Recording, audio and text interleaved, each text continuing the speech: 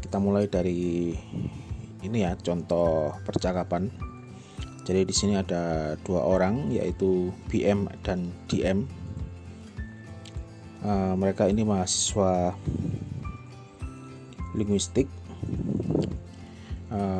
Jadi ceritanya mereka ini sudah menghabiskan mata kuliah wajib di kampusnya, dan kemudian tinggal mata kuliah pilihan atau optional course yang tidak wajib untuk diambil oleh semua mahasiswa. Jadi bisa memilih ya, misalkan mata kuliah Second Language Acquisition atau SLA. Nah, satu sama lain baik PM maupun DM itu ambil mata kuliah pilihan yang berbeda, sehingga kemudian mereka jarang bertemu. Tidak seperti ketika kuliah wajib yang sering ketemu, nih di mata kuliah pilihan mereka tidak pernah bertemu karena berbeda pilihan. Si BM ini tanya, kamu ambil mata kuliah language planning ya? Ya, saya ambil mata kuliah language planning, tapi saya sudah berhenti, saya sudah selesai. Minggu lalu saya sudah selesai mata kuliah itu. Terus dia tanya si DM ini, Second Language SLA atau Second Language Acquisition? Terus yang PM, saya nggak ambil itu kok. Karena si DM ini ambil SLA dan juga ambil language planning, sementara PM tidak ambil. Terus DM ngomong, wah berarti kita tidak ada yang sama ya. Terus kemudian PM jawab, ya kita nggak ada yang sama. Lalu kemudian mereka terus ngobrol. PM ngomong, sekali-kali kita keluar yuk, ngopi yuk sekali-kali. Si DM jawab ya. Lalu si PM jawab lagi, sebelum kita nanti lupa dengan wajah satu sama lain karena jarang bertemu. Nah, baik BM maupun DM di sini tidak hanya berbicara, mereka berbicara satu sama lain atau bercakap-cakap. Setiap pembicaraan atau setiap pembicara ya, setiap penutur, jadi masing-masing BM dan DM itu dipengaruhi oleh apa yang dikatakan oleh pembicara sebelumnya. Jadi apa yang dikatakan BM itu dipengaruhi oleh apa yang dikatakan DM, begitupun sebaliknya. Jadi mereka saling mempengaruhi. Jadi ketika misalkan BM tanya, kamu ambil language planning nggak? Kemudian DM menjawab, ya tapi sudah selesai kuliahnya. Terus kemudian DM juga mengungkapkan penyesalan ketika dia bilang, kita nggak ada yang sama ya semester ini. Dan kemudian BM menyetujui ucapan DM. Lalu kemudian BM memberikan saran, kita harus keluar ya kapan-kapan, ngobrol atau ngopi gitulah, biar kita sering ketemu. Lalu DM mengiyakan, ya ayo gitu kan. Jadi percakapan cenderung terjadi dalam rangkaian ucapan yang saling terkait satu sama lain. Si DM bertanya, BM menjawab, begitupun sebaliknya. Ada dua pendekatan yang bisa digunakan untuk menganalisis percakapan dalam konteks ini ya, conversation ya, analysis, yaitu exchange structure dan juga conversation analysis, yang dalam hal ini adalah turn taking atau gilir tutur kalau dalam bahasa Indonesianya. Perbedaan mendasar dari keduanya, kalau exchange structure itu membuat dulu modelnya, jadi membuat dulu strukturnya. Jadi kalau ada kata-kata structure itu kan berarti pola, pattern. Jadi misalkan struktur sholat wajib misalkan, itu kan diawali dengan takbiratul ihram, kemudian kemudian diakhiri dengan salam. Nah, jadi itu struktur ya. Struktur skripsi itu diawali dengan background of the study, kemudian research problem, lalu ada objective of the study, terakhir landasan teori, lalu kemudian sampai analisis dan kesimpulan. Nah, itu struktur dari skripsi. Nah, ini exchange structure. Jadi existing structure melihat struktur percakapan. Nah, existing structure ini menawarkan model yang jadi datanya mengikuti modelnya. Jadi penganut teori existing structure ini membuat model percakapan. Jadi percakapan itu seharusnya diawali dengan ini, kemudian diikuti ini, diakhiri ini, seperti itu. Kemudian datanya dicocokkan dengan itu. Jadi kita selaku pembicara seharusnya ikut teori yang ditawarkan oleh existing structure, gampangnya seperti itu. Jadi kalau ngomong itu harus seperti ini. Nah, kita yang sedang berbicara itu ikut aturan tersebut. Nah, sebaliknya conversion analysis itu diawali dengan mengamati datanya dulu, dan baru kemudian menggambarkan pola apa yang muncul atau struktur apa yang muncul. Jadi paham ya? Kalau existing structure itu membuat polanya dulu, lalu kemudian pola itu dicocokkan dengan datanya. Sementara CA, conversion analysis, yang dalam hal ini adalah turn taking itu ya nama teorinya, itu mengamati datanya dulu dan kemudian berusaha untuk merumuskan polanya. Jadi dibiarkan aja seperti yang kalian lakukan minggu lalu, merekam percakapan antar teman. Biarkan saja mereka ngobrol, lalu kemudian dianalisis strukturnya. Jadi teman saya itu kalau ngobrol itu apa sih strukturnya? Apakah kesimpulan dulu gitu kan? Jadi misalkan dia baru datang, duduk, lalu kemudian dia ngobrol, diawali dengan jadi gini. Nah, itu kan berarti langsung kesimpulan dia, tidak ada pembuka dan sebagainya, tapi langsung kesimpulan. Nah, itu CA. Nah, untuk pertemuan hari ini kita akan membahas yang exchange structure ya. Jadi bagaimana suatu struktur itu kemudian berusaha dicocokkan dengan data percakapan dari dunia nyata, seperti itu. Percakapan yang natural, jadi seperti itu. Jadi si pakar exchange structure ini membuat pola, dan pola itu berusaha diterapkan dalam percakapan di dunia nyata. Nah, tokoh yang memperkenalkan exchange structure ini namanya Sinclair dan Coulthard. Pada tahun 1975 mereka berasal dari Birmingham School of Discourse Analysis. Jadi sekolah analisis wacana Birmingham. Kemudian mereka banyak meneliti di proses belajar mengajar di sekolah dasar. Dari sana kemudian mereka menarik kesimpulan bahwa kebanyakan pola dari struktur pengajaran di sekolah dasar di Inggris, di Birmingham utamanya, itu seperti ini. Mari kita lihat contohnya ya. Di sini ada contoh percakapan untuk anak SD. Jadi si gurunya Kristen ini mengawali ya dengan the mountain range brown. How will you know the mountain range? Jadi dia bilang pegunungan itu warnanya coklat. Gimana cara Anda tahu pegunungan? Dia tanya gitu kan. Lalu si Kristen menjawab warnanya coklat. Lalu dilanjut lagi oleh gurunya, apa petunjuk dan kunci untuk mengetahui pegunungan? Kemudian Kristen menjawab lagi, pegunungan berwarna coklat. Lalu gurunya tanya lagi, only brown, any other colors? Lalu Kristen menjawab purple. Lalu teachernya tanya lagi, what do you think? Why do you think some are purple? Lalu si Kristen menjawab, because some are smaller than the others.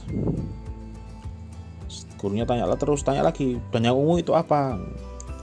Dan sebagainya sampai di bawah itu ya. Jadi kalau kalian perhatikan percakapan antara guru dengan Kristen dalam konteks mewarnai gunung tadi itu bukan percakapan yang yang banyak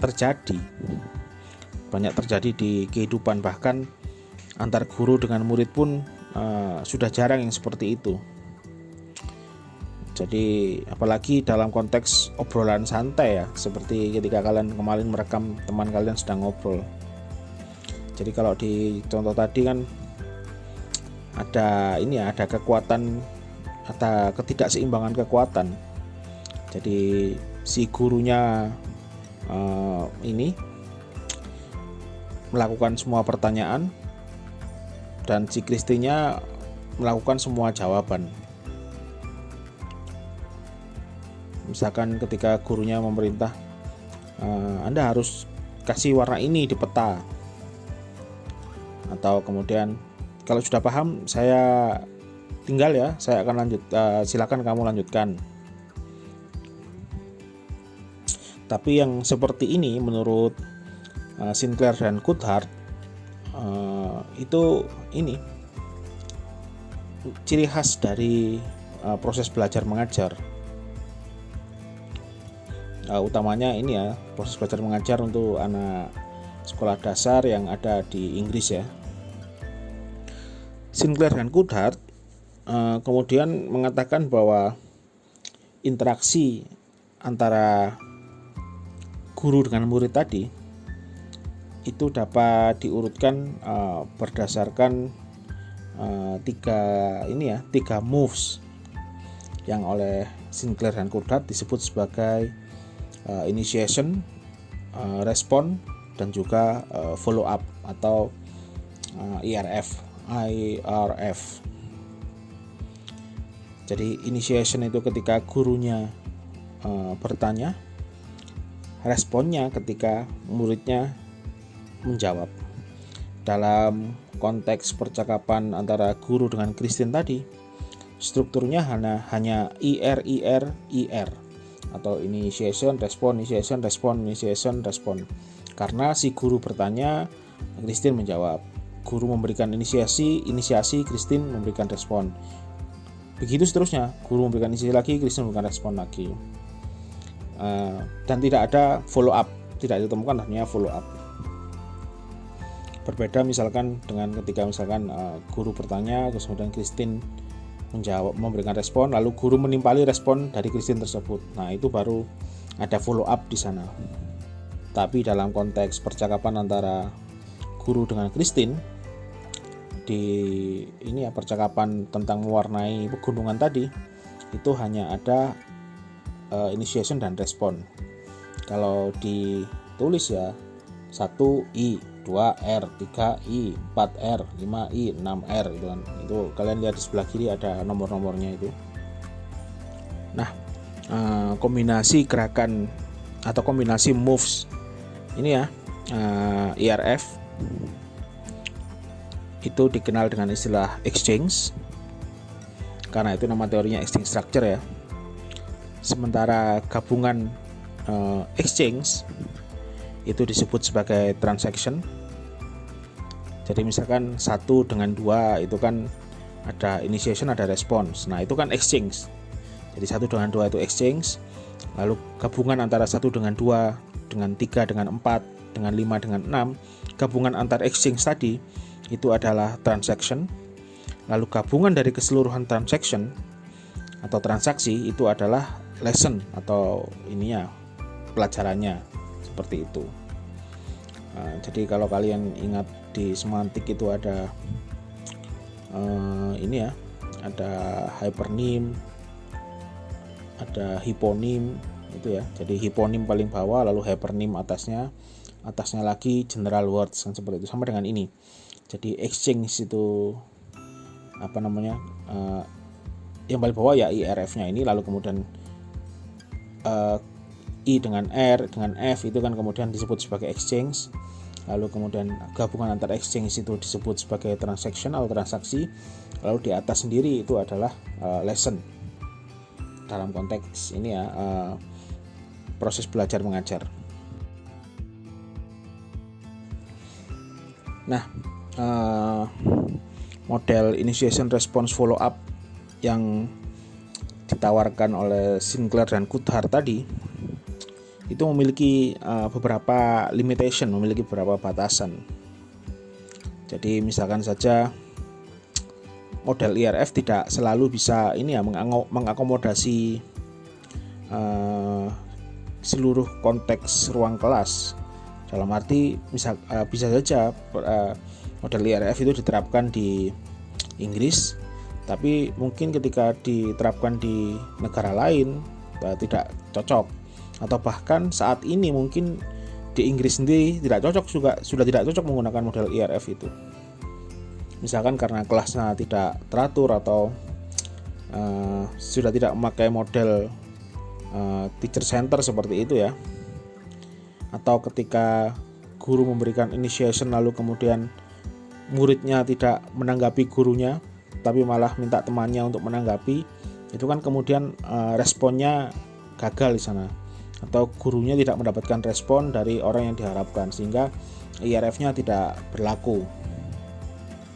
Atau misalkan seorang murid yang ketika ditanya dia malah tanya balik, jadinya kan initiation tidak diikuti oleh respon, tapi diikuti oleh initiation lagi.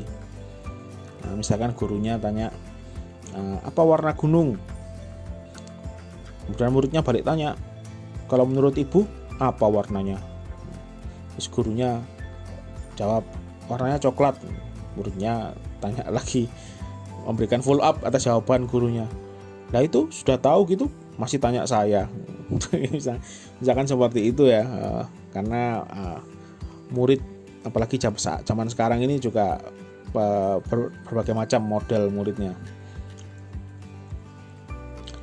Kemudian tadi itu model yang ditawarkan oleh IRF tadi itu juga ini ya, mencerminkan ruang kelas pada era tradisional, di mana guru biasanya berbicara dengan panjang lebar, kemudian siswanya hanya memberikan tanggapan secukupnya seperti itu saja dan tidak dapat menyela. Nah itu cocok menggunakan IRF itu. Tapi kalau dalam konteks kelas yang begitu hidup dan dinamis, di mana misalkan guru belum selesai bicara tiba-tiba muridnya angkat tangan karena izin ke belakang, atau karena waktunya sudah habis waktu pelajarannya, atau kemudian misalkan siswanya bekerja dalam kelompok, lalu kemudian saling berdiskusi, itu juga sulit untuk menerapkan pola initiation, response, dan follow up ini. Model IRF yang ditawarkan oleh Sinclair dan Coulthard ini dulu itu memang terbatas untuk struktur wacana dalam kelas, karena memang Sinclair dan Coulthard banyak meneliti di ruang-ruang kelas, utamanya kelas-kelas sekolah dasar. Tapi kemudian model transaksi IRF ini berkembang, tidak hanya digunakan untuk menganalisis percakapan di ruang kelas, tapi juga percakapan di luar ruang kelas. Hanya saja konteks percakapan yang di luar ruang kelas tadi itu yang bisa dianalisis dengan IRF itu yang mirip-mirip dengan percakapan antara guru dengan murid tadi itu, yang formal, dan kemudian ada satu orang yang memiliki kuasa lebih dibanding yang lainnya. Jadi tidak harus antara guru dengan murid, bisa dalam konteks wacana lainnya. Tapi tadi itu syaratnya ya, ada yang lebih berkuasa, yang kemudian yang berkuasa itu mengendalikan jalannya percakapan. Misalkan wawancara kerja antara HRD dengan misalkan orang yang mencari pekerjaan, itu kan juga IRF bisa diterapkan di sana, karena si pencari kerjanya hanya menjawab saja pertanyaan dari HRD. Atau misalkan antara hakim dengan terdakwa, misalkan seperti itu, dokter dengan pasien.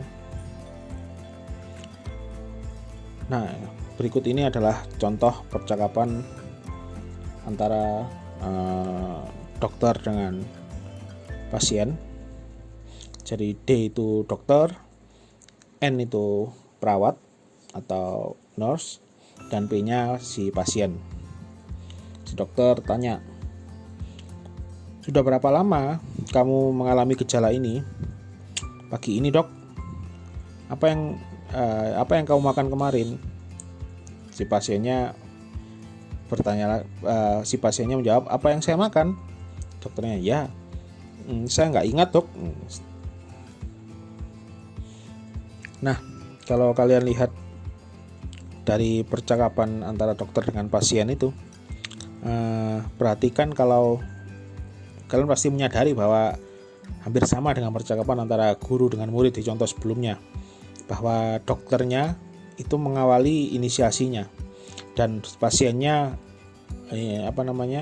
dan yang melakukan respon itu adalah pasiennya.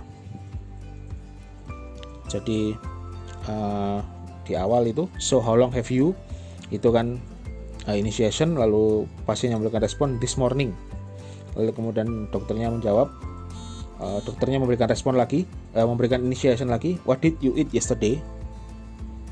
Nah, tapi kemudian yang menjadi masalah ini, si pasien itu tidak memberikan respon, tapi memberikan initiation juga, what did I eat. Nah, jadi kalau di konteks percakapan ini diceritakan kalau si pasien ini habis mencuri makanan, jadi dia keracunan itu karena dia mencuri makanan. Jadi kemudian dia tidak menjawab langsung, tapi bertanya balik, apa yang saya makan, misalnya seperti itu. Nah, itu yang kemudian membuat IRF-nya menjadi kacau, karena kemudian tidak IR tapi menjadi IRI lagi struktur wacananya, karena si pasiennya balik bertanya dan kemudian dokternya malah yang memberikan respon atas pertanyaan dari si pasien. Model IRF ini juga bisa diterapkan, atau kalian bisa juga mencari data berupa kuis di TV, tapi tidak semua kuis ya. Kalau di sini contohnya Who Wants to Be a Millionaire, karena di sana hostnya itu bertanya, memberikan initiation, lalu tugas dari si peserta itu hanya memberikan respon dari pertanyaan hostnya. Nah, di sini ada contoh dari kuis Who Wants to Be a Millionaire. Presenternya namanya Chris Taran, kemudian pesertanya namanya Gary. Jadi si Chris tanya, mana dari negara ini yang bukan anggota Commonwealth? Ghana, Malaysia, India, atau Filipina? Gary menjawab Filipina. Terus kemudian Chris bertanya lagi, yakin? Gary menjawab ya. Chris tanya lagi, final answer? Gary menjawab final answer. Kemudian Chris memberikan follow up, ya, itu jawaban yang benar. Sekarang kamu punya 8.000 pound. Nah, jadi struktur dari percakapan antara Chris dengan Gary itu adalah IRF.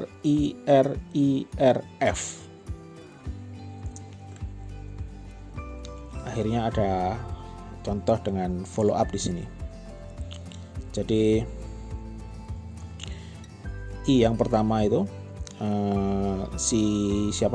Chris bertanya dengan memberikan 4 jawaban opsional, yaitu Ghana, Malaysia, India, Filipina. Lalu kemudian Gary memberikan responnya berupa jawaban atas salah satu opsi tadi antara Ghana, Malaysia, India, Filipina. Si Gary memilih Filipina. Lalu si presenternya memberikan initiation lagi, yaitu checking. Lalu si peserta, si Gary, memberikan respon berupa penegasan bahwa dia yakin. Kemudian presenternya memberikan initiation lagi berupa checking lagi, ngecek apakah benar-benar yakin si peserta. Lalu Gary memberikan penegasan lagi, jadi responnya berupa penegasan, dan kemudian si presenternya memberikan follow up. Follow up-nya itu berupa jawabannya benar, dan kemudian si Gary juga mendapatkan hadiah. Nah, jadi seperti itu sekilas tentang teori exchange structure.